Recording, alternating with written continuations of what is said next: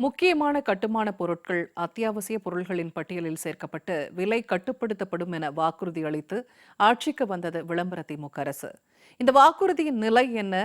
தற்போதைய நிறைவேற்றப்பட்டதா? பார்க்கலாம் விரிவாக.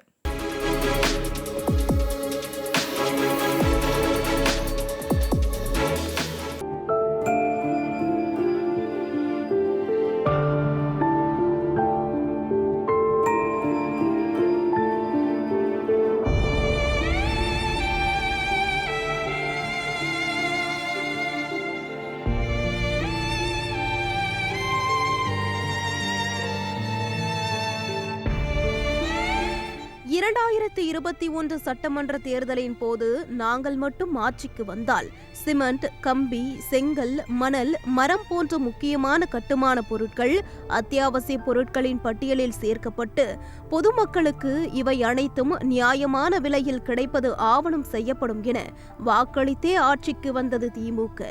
திமுகவின் இந்த வாக்குறுதி திட்டமாக அறிவிக்கப்படும் என எதிர்பார்த்து காத்திருந்த மக்களுக்கு இறுதியில் ஏமாற்றமே மிஞ்சியது. திமுகவின் 5 ஆண்டுகால ஆட்சி கிட்டத்தட்ட எல்லைக்கோட்டை நெருங்கிவிட்டது. இன்று வரை கட்டுமான பொருட்கள் அத்தியாவசிய பொருட்களின் பட்டியலில் சேர்க்காமல் மக்களை வஞ்சித்து வருகிறது விளம்பர திமுக அரசு.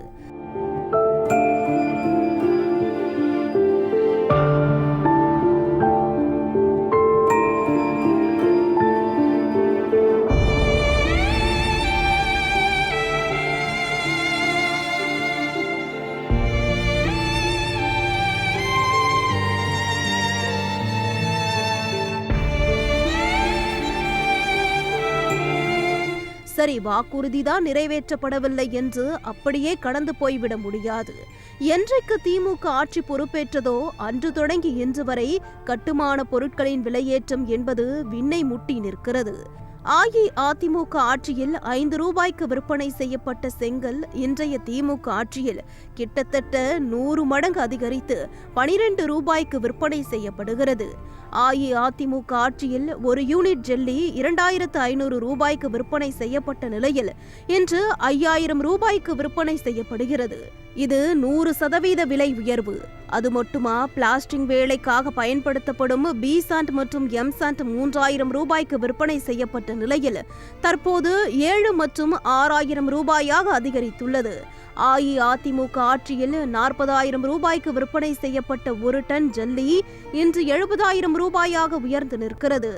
250 ரூபாயாக இருந்த ஒரு மூட்டை சிமெண்டின் விலை திமுக ஆட்சியில் 450 ரூபாயாக உயர்ந்துள்ளது. பெயிண்ட் லிட்டருக்கு 60 ரூபாயிலிருந்து 100 ரூபாய் வரை உயர்ந்துள்ளது. ஒயர் ஒரு காயில் 600 ரூபாயிலிருந்து 1000 ரூபாய் வரை அதிகரித்துள்ளது. இதேபோல் போர்வெல் அமைக்க அடிக்கு 60 ரூபாய் என்றிருந்த நிலையில் இன்று 90 ரூபாயை கடந்து நிற்கிறது. அது மட்டுமா, எலக்ட்ரிக் மற்றும் எலக்ட்ரானிக் பொருட்களின் விலையும் பல மடங்கு அதிகரித்து வீடு கட்டும் கனவில் இருக்கும் சாமானிய மக்களை மூச்சடைக்க வைத்துள்ளது.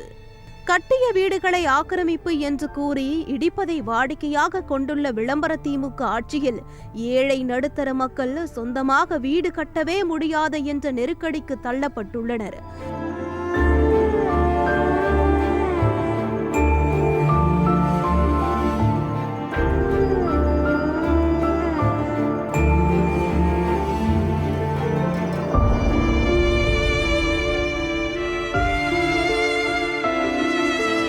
திமுக ஆட்சி பொறுப்பேற்ற ஓரிரு மாதங்களிலேயே கட்டுமான பொருட்களின் விலை உயர்வு கடந்த 30 ஆண்டுகளில் இல்லாத அளவுக்கு 20 முதல் 30% அளவுக்கு கடுமையான உயர்வை சந்தித்தது. இதனால் ஏழை நடுத்தர மக்களையும் தாண்டி கட்டுமான தொழிலில் ஈடுபட்டிருந்தவர்களும் கட்டுமான தொழிலாளர்களும் நேரடி பாதிப்புக்கு ஆளாகினர். சிமெண்ட் உள்ளிட்ட கட்டுமான பொருட்களுக்கு அதிகபட்ச விலை நிர்ணயிக்கப்பட வேண்டும். திமுக வாக்குறுதி அளித்திருந்தது போல கட்டுமான பொருட்கள் அத்தியாவசிய பொருட்களின் பட்டியலில் சேர்க்கப்பட வேண்டும் என எதிர்க்கட்சிகள் விளம்பர திமுக அரசுக்கு அழுத்தம் கொடுத்தன.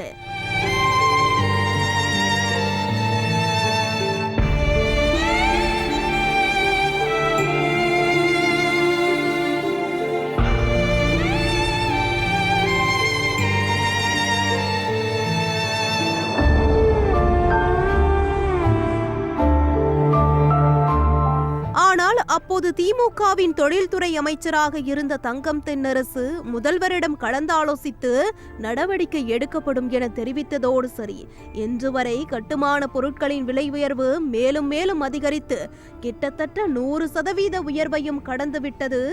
ஆனால் முதல்வருடனான ஆலோசனை மட்டும் இன்னும் முடிந்த பாடில்லை.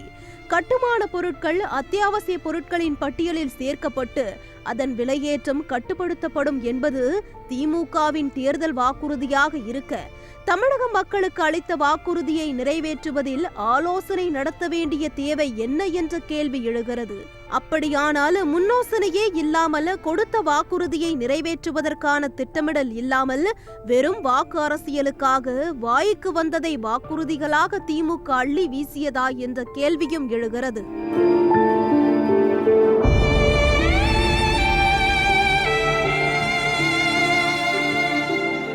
கடந்த 21 தேர்தல் அறிக்கையில் இந்த கட்டுமான பொருள்களை அதை அத்தியாவசிய பொருளை சேர்த்து விலை குறைக்கப்படும் சொன்னாங்க. சரி, எல்லோரும் அதை எய்ம் பண்ணி ஒரு வகையில் எல்லாம் சந்தோஷமாக இருந்தாங்க. அது இப்போ நாளடைவில் அதோட ரேட்டு பல மடங்கு ஏறி போச்சு. ஏறினதுனால நடுத்தர மக்கள் இதெல்லாம் வீடு கட்ட முடியாமல் ரொம்ப சிரமத்துக்கு ஆளாகி அது மாதிரி ஒரு சூழ்நிலைக்கு ஆளாயிட்டாங்க. அப்போ இதனால் என்னென்னா, ஃபுல்லாக கட்டுமானோட தொழில் ரொம்ப பாதிக்குது. இது பாதிக்கிறனால இதை சார்ந்து இருக்கிற தொழிலாளர்கள் ரொம்ப பாதிக்கிறாங்க. எம்சாண்டு, செங்கல், கம்பி இதெல்லாம் அத்தியாவசிய பொருள். இதெல்லாம் சர்வ வந்துகிட்டே இருந்தால் வர்ற தொழிலாளர்களுக்கு சந்தோஷமாக வேலை பார்ப்பாங்க, வேலை வாய்ப்பு அதிகமாகவும் அவங்களும் சந்தோஷமாக. இந்த ரேட்டு ஏறுறதுனால கன்ஸ்ட்ரக்ஷனே முடங்கி போச்சுங்க இந்த காலத்தில். இதை மறுபடியும் எப்படி செய்வாங்க, மறுபடியும் தான் ஏறிக்கிட்டே இருக்குமாங்கிறது ரொம்ப கேள்விக்குறியாக இருக்குது.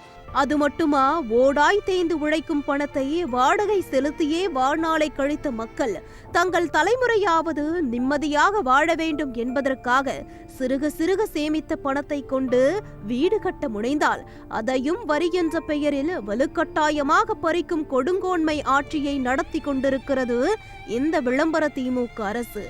திமுக ஆட்சி பொறுப்பேற்ற ஒரே ஆண்டில் தமிழ்நாட்டில் சென்னை உள்ளிட்ட மாநகராட்சிகளில் சொத்து வரியை 150% வரை உயர்த்தியது. சென்னை மாநகராட்சியில் 1998ஆம் ஆண்டுக்கு பிறகு, அதாவது 20 ஆண்டுகளுக்கு சொத்து வரி உயர்த்தப்படவே இல்லை. தமிழகத்தின் பிற உள்ளாட்சி அமைப்புகளிலும் 2008ஆம் ஆண்டுக்கு பிறகு, அதாவது கடந்த 10 ஆண்டுகளுக்கு சொத்து வரி உயர்த்தப்படவே இல்லை. அப்படி இருக்கையில் ஆட்சிக்கு வந்ததுமே சொத்து வரியை 150% அளவுக்கு உயர்த்தப்பட்டது மக்களை அதிர்ச்சிக்கு ஆளாக்கியது. அது மட்டுமா, தமிழகத்தில் 5 ஆண்டுகளுக்கு ஒரு முறைதான் சொத்து வரி உயர்த்தப்பட வேண்டும் என்பது விதியாக இருக்க, அந்த விதியை திருத்தம் செய்து இனி ஆண்டுதோறும் தானாகவே 6% சொத்து வரி உயரும் என்று அரசாணையை சமீபத்தில் வெளியிட்டது விளம்பர திமுக அரசு.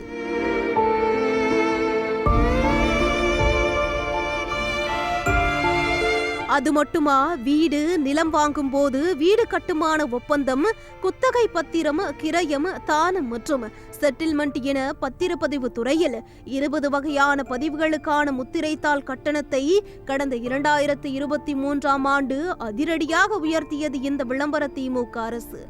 ஆவணங்களுக்கு அதிகபட்ச பதிவு கட்டணம் 4000 ரூபாய் என்றிருந்த நிலையில் அதனை 10,000 ரூபாயாக உயர்த்தியது. அதிகபட்ச முத்திர தீர்வை கட்டணம் 25,000 ரூபாயாக இருந்த நிலையில் 40,000 ரூபாயாகவும், தனிமனை பதிவுக்கான கட்டணம் 200 ரூபாயாக இருந்த நிலையில் 1000 ரூபாயாகவும், குடும்ப உறுப்பினர்கள் அல்லாத பொது அதிகார ஆவணங்களுக்கான பதிவு கட்டணம் 10,000 ரூபாய் என்றிருந்த நிலையில் அதனை சொத்தின் சந்தை மதிப்பில் 1% என்ற அளவுக்கு உயர்த்திவிட்டிருக்கிறது இந்த விளம்பர திமுக அரசு. பத்திரப்பதிவு சேவை கட்டணம் கடந்த 20 ஆண்டுகளாக உயர்த்தப்படாமல் இருந்த நிலையில் அதனை முறியடித்த பெருமை திமுகவையே சாரும்.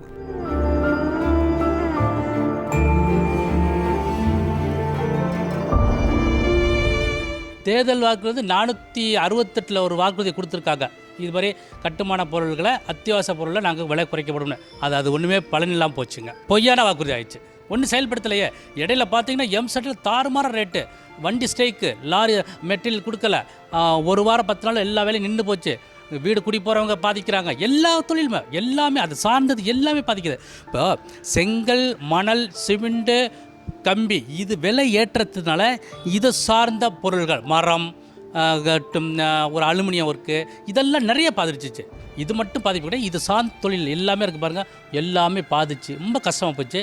இதையெல்லாம் செய்தது போதாதென்று கைட்லைன் வேல்யூ என்று சொல்லக்கூடிய நிலத்தின் வழிகாட்டி மதிப்பை எந்தவித முறையாக அரசாணையும் இன்றி 30% அளவுக்கு உயர்த்தியது இந்த விளம்பர திமுக அரசு. ஏற்கனவே கடந்த 4 ஆண்டுகால திமுக ஆட்சியில் சொத்தின் வழிகாட்டி மதிப்பு 50 முதல் 60% வரை உயர்த்தப்பட்டிருந்த நிலையில் கடந்த செப்டம்பர் மாதம் முதல் உயர்த்தப்பட்ட வழிகாட்டி மதிப்பை விட 30% கூடுதலாக பத்திரப்பதிவு செய்யப்படும் என சார்பதிவாளர்களையே அறிவிக்கப்படாத உயர்வுக்கு மக்கள் நிர்பந்திக்கப்படுவது உச்சகட்ட அராஜகம் என்றே விமர்சிக்கப்படுகிறது. இதில் என்ன ஒரு சிறப்பு என்றால், குழு அமைத்து நிலத்தின் வழிகாட்டி மதிப்பை கட்டுப்படுத்த நடவடிக்கை எடுக்கப்படும் என்பது திமுகவின் 469வது வாக்குறுதியாக இருக்க, விளம்பர திமுக ஆட்சியில் கிட்டத்தட்ட 100% அளவுக்கு கைட்லைன் வேல்யூவை விளம்பர திமுக அரசு உயர்த்தி இருப்பது சோதனையா வேதனையா என விவரிக்க முடியாத ரகம்.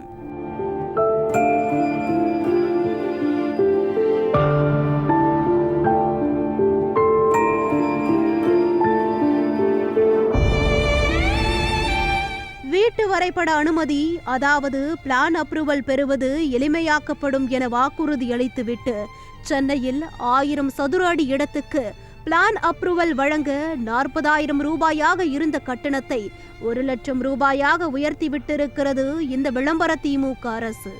ஏற்கனவே பிளான் அப்ரூவல் பெற டேபிளுக்கு டேபிள் கமிஷன் கொடுக்க வேண்டும் என்ற நிலையில் அனுமதி கட்டணம் 150% அளவுக்கு உயர்த்தப்பட்டது. திமுக ஆட்சியில் ஏழை நடுத்தர மக்கள் வீடே கட்ட முடியாது என்பதை மறுப்பதற்கு இல்லை. தமிழகத்தில் ஏழை எளிய மக்களுக்கு மலிவு விலையில் அத்தியாவசிய பொருட்களை வழங்கும் வகையில் அம்மா உணவகங்கள், அம்மா குடிநீர் திட்டம், அம்மா உப்பு, அம்மா விதைகள், அம்மா மருந்தகங்கள் என பல்வேறு திட்டங்களை தீட்டி செயல்படுத்திய புரட்சி தலைவி அம்மாவின் அரசு ஏழை நடுத்தர மக்களின் சொந்த வீடு கனவையும் நிறைவேற்றும் வகையில் சலுகை விலையில் சிமெண்ட் விற்பனை செய்யும் அம்மா சிமெண்ட் என்னும் உன்னதமான திட்டத்தை செயல்படுத்தியது. தமிழகத்தில் உள்ள அனைத்து மாநகராட்சி, நகராட்சி, பேரூராட்சி மற்றும் பஞ்சாயத்து யூனியன்களில் உள்ள 470 கிடங்குகளில் இருப்பு வைத்து அம்மா சிமெண்ட் ஒரு மூட்டை 190 ரூபாய்க்கு விற்பனை செய்யப்பட்டு வந்தது. இந்த திட்டம் பொதுமக்களிடையே அமோக வரவேற்பை பெற்றிருந்த நிலையில் திமுக ஆட்சி அதிகாரத்துக்கு வந்ததுமே அரசியல் காழ்ப்புணர்ச்சியால் அம்மா சிமெண்ட் திட்டம் முற்றிலுமாக முடக்கப்பட்டு மக்கள் வெளிச்சந்தையில் அதிக விலை கொடுத்து வாங்க வேண்டிய கட்டாய சூழலுக்கு ஆளாக்கிவிட்டிருக்கிறது. கட்டுமான பொருட்களின் விலை கட்டுப்படுத்தப்படும் என வாக்குறுதி அளித்துவிட்டு அதிகாரத்தை அடைந்த திமுகவின் ஆட்சியில் கட்டுமான பொருட்களின் விலையை மட்டுமின்றி வரிகளும் பதிவு கட்டணமும் கூட விண்ணை முட்டும் அளவுக்கு உயர்த்தப்பட்டுள்ளது. திமுக ஆட்சியில் கனவில்தான் மக்கள் வீடு கட்ட முடியும் என்ற சூழலை உருவாக்கி உள்ளது.